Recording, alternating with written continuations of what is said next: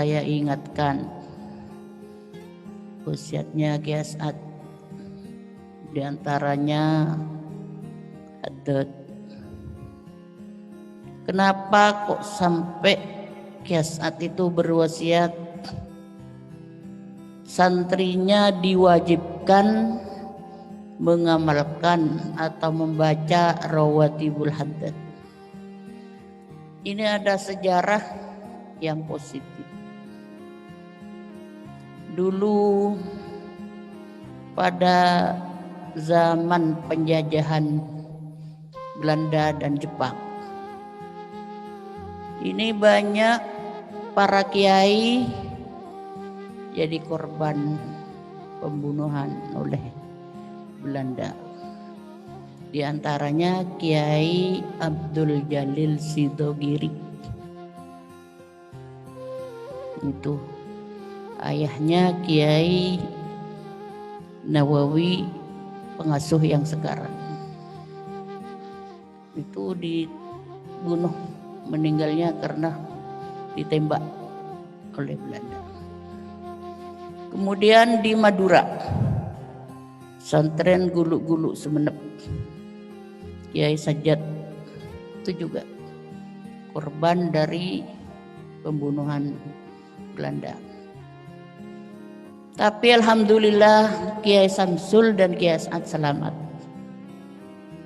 Pada saat itu sudah masuk ke pesantren Sukorjo, tank sudah masuk, Belanda sudah masuk. Niatnya itu mau membunuh Kiai Samsul dan Kiai As'ad. Ini yang sering cerita ke saya umi saya, saksi mata. Umi saya dan semua bagian perempuan disuruh sembunyi, disuruh ngungsi. Kalau Kiai As'ad di penjara pada saat itu karena membabat Sukorjo itu, di penjara. Kemudian Kiai Samsul sendirian yang menghadapi Belanda, yang lain tidak boleh baca rawatibul haddad. Kiai Samsul itu dibacakan ke kacang hijau, artak katanya orang Madura, sambil megang kacang hijau dibacakan haddad. Setelah dibacakan haddad ditabur seluruh pesantren. Jadi kalau Kiai Samsul, kacang hijau bisa jadi senjata. Kalau santrinya kacang hijau dimakan. Kalau di Pamekasan ada es kacang hijau, di sini ada es kacang hijau. Jadi bubur kacang hijau kalau santrinya. Tapi kalau Kiai Samsul jadi senjata.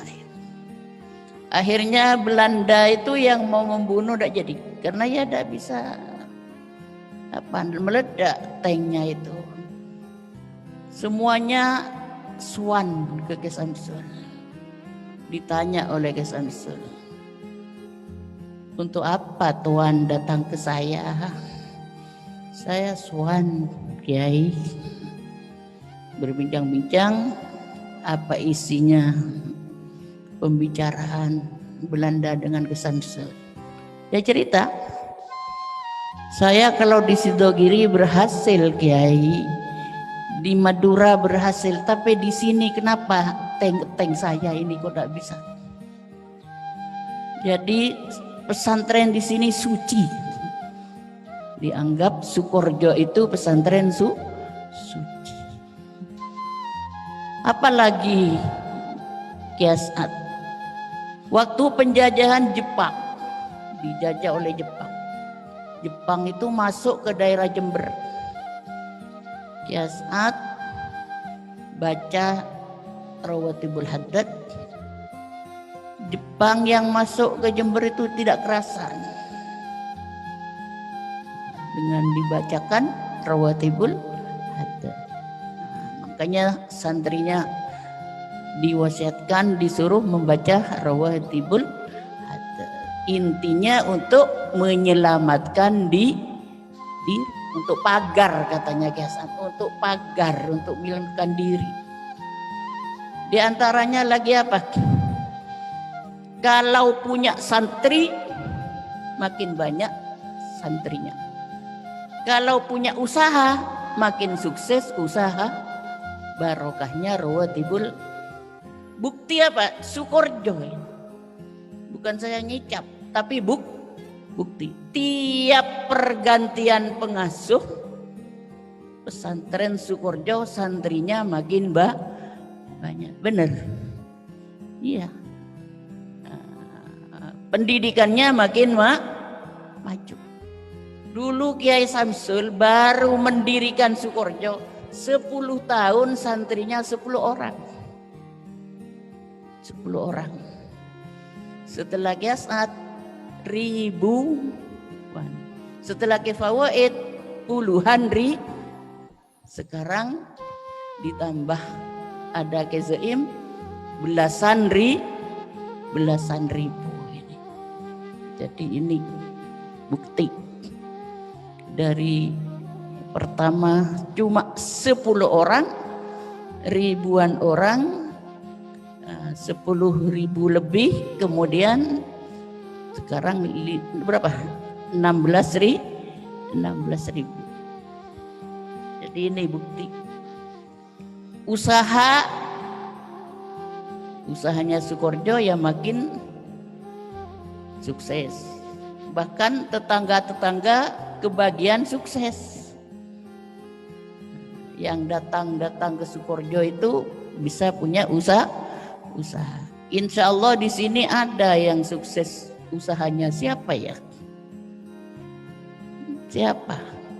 Apa tuan rumah yang rumahnya ditempatin saya? Benar. Usahanya sukses. Ya bukti juga punya rumah ditempatin saya. Kalau tidak sukses kan tidak kira banyak rumahnya. Nah, mudah-mudahan yang lain ini sama. Barokahnya hadat. Apalagi untuk apa hadat? Selain menyelamatkan diri, sukses usaha, sukses santrinya.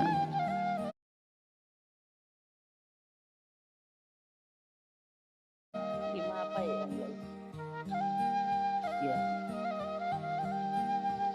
Ke-NU-an. Ini ngabdi di NU. Ekonomi yang kelima, mengangkat ekonomi masyarakat. Jadi kalau punya usaha, angkat masyarakat kecil. Apalagi alumni, teman-temannya alumni yang belum punya usaha itu angkat. Kasih apa?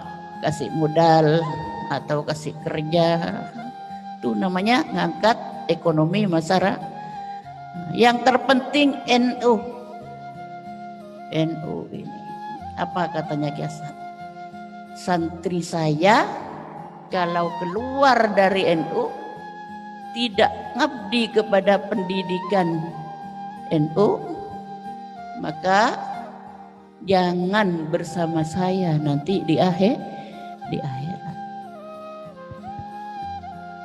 Karena nanti di akhirat seperti ada pengawalnya. Bagi santrinya yang tetap NU oleh Kiasat akan dikawal bersama beliau. Kemana tujuannya? Ke surga. Amin. Allahumma amin. Jangan kena pengaruh ajaran-ajaran yang bukan NU. Jangan kena pengaruh. Jadi harus ingat ke-NU-annya Kiasat. Ikhlas, jujur, nah itu lagi. Jadi ini yang terpenting juga, ikhlas dan jujur. Jangan jadi santri yang tidak jujur. Kiasat itu mondok di Sayhona Holil, pondok pesantren Syekhona Holil Bangkalan ngabdi kepada Syekhona. Jadi buah ngabdinya itu katanya Ki As'ad, ini Sukorjo hasil pengabdian saya kepada guru. Bahkan Ki As'ad di sana tidak segan-segan untuk membandikan kudanya, untuk membuang kotoran kuda. Memang saat itu Ki As'ad itu pamit ke Ki Samsul,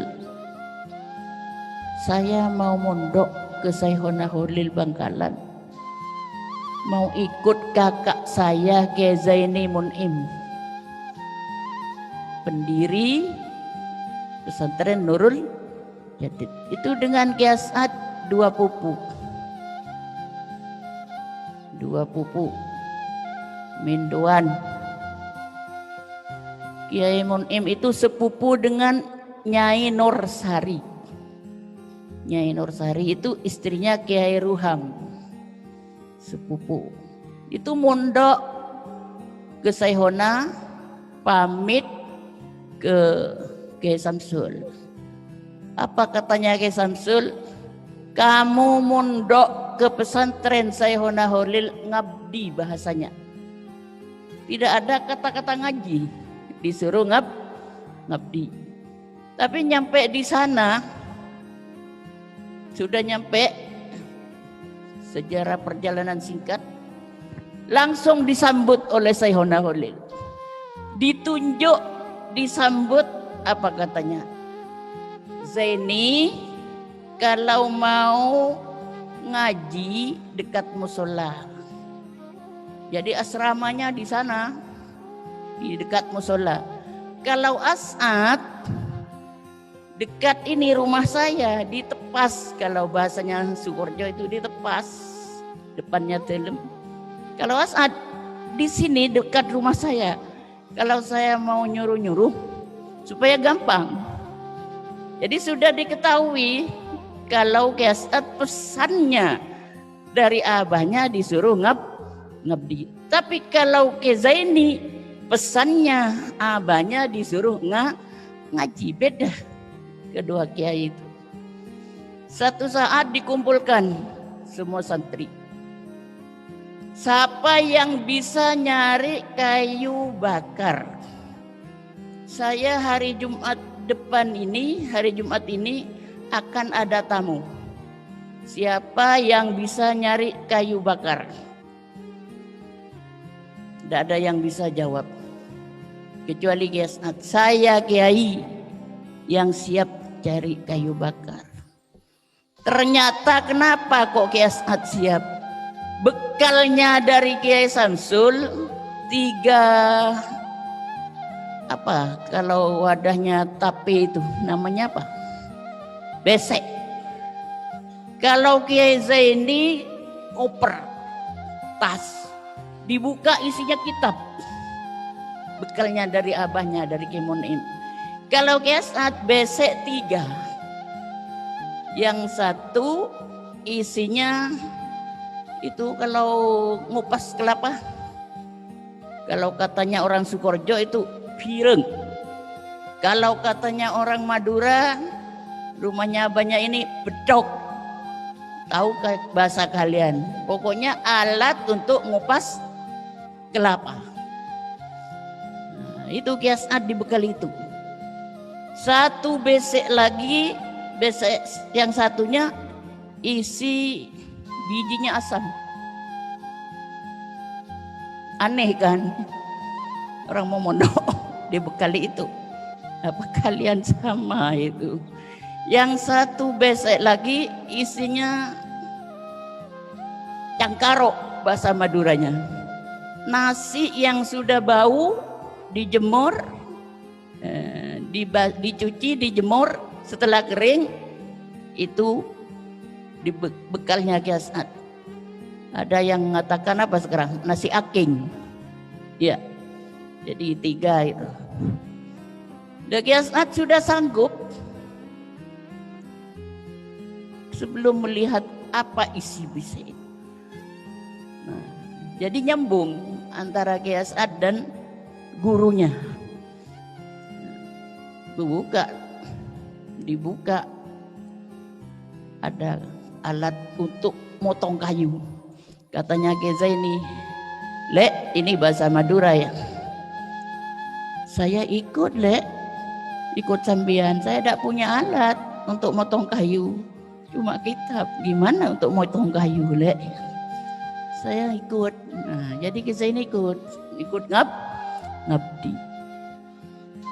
Sudah nyampe kayunya itu disampaikan. As'ad, Jumat ini akan ada tamu. Seperti siapapun harus diantarkan ke saya. Nyampe sudah hari Jumat, tidak ada tamu sama sekali. Ada cuma satu. Orangnya berpakaian compang-camping. Tahu compang-camping? Bedel kebi katanya orang Madura. Red belerit. Kotor. Sudah compang-camping kotor. Ya kayak orang gila itu. Banyak boroknya, kayak orang kena cacar. Banyak apa itu? Borok. Yang ada apa kalau pote-pote itu? Nana katanya orang Madura itu. Minyak nana. Boceng, bau. Tapi karena pesannya guru, seperti siapapun, antarkan ke saya. Diantarkan kepada Syekhona Holil. Sudah nyampe di sana berpelukan. Kiai As'ad saja tidak kuat ke baunya. Syekhona Holil berpelukan. Berbincang-bincang sampai lama dengan Syekhona Holil. Setelah selesai disampaikan kepada Kiai As'ad, "Anterin ini lagi. Tamu ini sampai ke jalan raya." Kan di sana memang pinggir jalan pesantren Syekhona Holil yang sekarang itu. Asli itu tempat mondoknya Kiai As'ad. Diantarkan ke jalan pulang Kiai As'ad. Ditanya sama gurunya, sama Syekhona Holil, "As'ad, kamu tadi jabatan tangan dengan tamu itu?" "Enggak, Kiai." "Kenapa?" "Bau. Saya tidak kuat ke baunya." "Enggak cium tangan?" "Enggak, Kiai." Jabatan tangan enggak, apalagi cium tangan. Itu Nabi Khidir. Loh, kalau begini saya pengen ketemu lagi, Kiai. Jadi nanti ini datang lagi itu Jumat yang akan datang. Berwajah apapun antarkan ke saya. Kemudian Jumat lagi tidak ada tamu sama sekali kecuali Belanda. Pada saat itu Belanda sedang gencar-gencarnya mau membunuh para kiai. "As'ad," katanya yang tamu tadi, "katanya Holil sakit ya? Holil sakit ya?" Sudah mengatakan sakit, mengatakan Holil tidak hormat sama sekali, katanya Kiai. Berwajah Belanda. Ya setelah diantarkan ke Syekhona Holil sama dengan yang tadi. Berpelukan, berbicara, berjam-jam. Setelah pulang ditanya lagi, "Saat ini anterin ke jalan raya." Terus setelah dianterin datang lagi Kiai As'ad ditanya, "As'ad, kamu cium tangan, jabatan tangan ke tamu itu?" "Enggak, Kiai." "Kenapa?" "Ya karena itu Belanda. Saya khawatir Kiai dibunuh. Seandainya bukan pesan dari Kiai berwajah apa saja, tidak saya anterin, Kiai." Itu Nabi Khidir. Jadi pertama berwajah orang pengemis, kayak orang gila. Yang kedua berwajah Belanda. Ya kalau begini saya pengen ketemu Kiai sampai 3 kali. Ya nanti Jumat ini itu datang lagi. Nanti jemput di stasiun. Kamu keluar jemput beliau. Nanti di stasiun. Stasiunnya dari pondok agak jauh. Kalau tidak keliru dulu itu sekitar 3 kilo. Perjalanan 3 kilo. Sudah nunggu di sana Kiai As'ad. Lah itu turun dari kereta api orang yang tampan, pakai belangkon, pegang tongkat. Langsung Kiai As'ad ditunjuk, kamu As'ad yang disuruh jemput saya sama gurunya Syekhona Holil. Iya. Langsung cium tangan dengan Kiai As'ad, bergandengan tangan. Setelah cium tangan, perjalanan 3 kilo ke pesantren, itulah Kiai As'ad diajari ilmu-ilmu rohani. Jadi Kiai As'ad tidak ngaji kepada Syekhona Holil, tapi ngaji kepada gurunya Syekhona Holil, yaitu Nabi Khidir yang berwajah tampan. Ditanya lagi, anterin ini nyampe sana stasiun kereta api. Datang sudah Kiai As'ad, kamu cium tangan dengan itu. Iya Kiai. Kenapa? Karena tampan, harum. Apa katanya beliau? Ya disampaikan, saya diajari ilmu ini. Akhirnya tongkat itu yang dibawa oleh Nabi Khidir dikasihkan kepada Syekhona Holil. Beberapa tahun kemudian Syekhona Holil merintahkan Kiai As'ad untuk mengantarkan tongkat itu kepada Kiai Hasyim Asy'ari. Inilah ceritanya NU. Gimana NU sekarang makin besar. Sekarang ulang tahun ya. Nah, jadi NU besarnya bukan hanya di Madura dan di Jombang, tapi seluruh dunia. Saya pernah haji bersama abahnya Ning Susi ini. Di sana disambut oleh NU dan muslimat NU. Diadakan pertemuan kayak ini. Kalau ini kan Ikmas dan Iksas. Kalau di Jeddah NU dan muslimat NU. Karena abahnya ini Rois Syuriah Jawa Timur dan jajaran Syuriah PBNU. Jadi yang nyambut di sana NU dan muslimat. Jadi besarnya NU. Kemudian yang ngantarkan tasbih juga.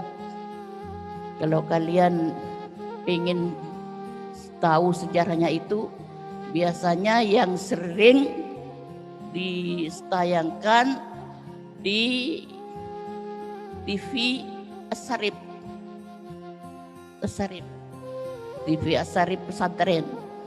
Jadi kalau pengen tahu, minta filenya ke anak-anak Asyarif. Itulah sejarahnya di sana. Sejarahnya Kiai As'ad yang mengantarkan tasbih dan tongkat. Nah, jadi ini kenapa Kiai As'ad itu kok sangat kental kepada NU.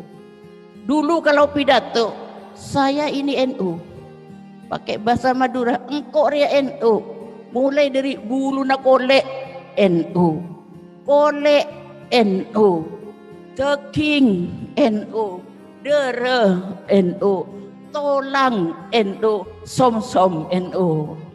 Ini katanya almarhum. Ya itu sejarahnya. Kenapa Kiai As'ad itu mantap kepada NU? Karena beliau media dari Syekhona Holil kepada Kiai Hasyim Asy'ari, dan tahu tongkat itu tongkatnya siapa gitu. Bukan tongkat-tongkat kayak sekarang ngambil di mana-mana, tapi tongkat asli dari gurunya Syekhona Holil, yaitu Nabi. Katanya Kiai As'ad, tongkatnya Nabi Musa yang jadi ular. Apa katanya Kiai Hasyim Asy'ari? Alhamdulillah saya jadi mau mendirikan NU. Siapa yang menghina ke NU, siapa yang menghancurkan NU, akan hina sendiri, akan hancur sendiri. Kata bahasa Maduranya Pak, nulai. Hati-hati jangan sampai menghina atau apalagi menghancurkan NU. Ya karena itu sejarahnya itu nyambung, bukan organisasi sembarangan. Mudah-mudahan kalian dapat barokahnya. Amin, Allahumma amin. Pada saat itu juga Belanda banyak membakar rumah-rumah kiai. Di antaranya rumahnya Kiai Zaini Monim. Sudah tidak punya rumah, habis.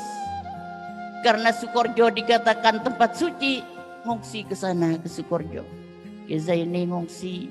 Ada Kiai Junaidi lagi, pendiri Pondok Pesantren Genteng Banyuwangi, ngungsi ke sana. Kiai Muthar, mbahnya Ning Susi, abahnya Kisitki, ngungsi juga ke Sukorjo. Sendirian di sana adiknya Ki Samsul yang namanya Ki Zainuddin, tidak ngungsi, sama dengan Ki Samsul, siap mati untuk melawan Belanda, tapi selamat juga. Akhirnya oleh Ki Samsul, Ki Zaini dikasih itu tempat Karanganyar namanya itu, Desa Karanganyar Paiton. Kenapa dikatakan Nurul Jadid? Nah, karena di sana nama desanya Karanganyar, cahaya baru. Anyar itu kan baru. Nah, jadi ini sejarahnya Nurul Jadid. Alhamdulillah sekarang maju juga Nurul Jadid. Ki Junaidi dikasih tempat oleh Ki Samsul di Banyuwangi Genteng. Nah, itu juga petunjuk dari Ki Samsul. Kecuali Kiai Muthar mbahnya ini suruh kembali ke tempatnya, yang sampai sekarang di sana pesantren Sumber Nangka, Desa Duko Timur, Kecamatan Larangan, Pamekasan. Silakan datang ke sana. Sejarahnya adiknya Ki Samsul yang selamat juga dari Belanda. Ada 2 musola di sana, musola dari bambu, selamat tidak kena bakar oleh Belanda. Walaupun dibakar itu tidak kebakaran, tak ketonun kata orang Madura. Sampai sekarang sama saya dirawat, dimuseumkan. Saya pesan kepada anak-anak saya yang jaga di sana, adiknya Ning Susi ini, Ning dia, jaga ini ya, musola ini jangan sampai rusak, rawat yang benar, karena ini bersejarah. Waktu Sumber Nangka ini dibakar oleh Belanda, ini tidak terbakar. Di antaranya juga adiknya Ki Samsul yang namanya Kiai Zainuddin. Tuh, siap mati juga sama dengan Ki Samsul, siap mati melawan Belanda, tapi alhamdulillah selamat. Mudah-mudahan kalian dapat barokahnya. Nanti jalan-jalan ke Madura ya, ke Wali Madura Sayona Hulil juga datang ke pondoknya abahnya Ning Susi, nih mbaknya Ning Susi, adiknya Kiai Samsul. Kenapa saya jelaskan?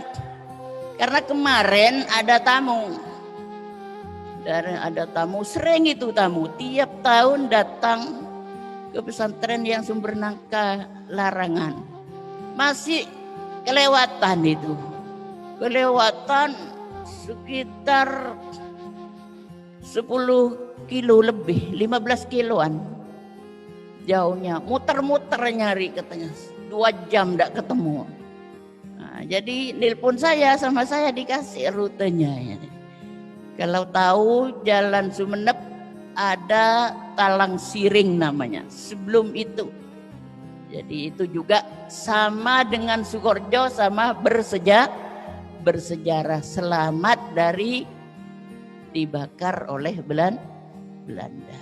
Ya, mudah-mudahan kita dapat juga barokahnya. Ini sudah hampir maghrib. Nah, kiranya sekian yang bisa sampaikan.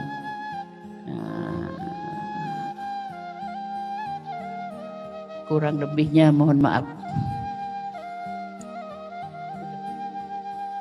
Hadanallah wa iyyakum ila thoriqim mustaqim. Wassalamualaikum warahmatullahi wabarakatuh.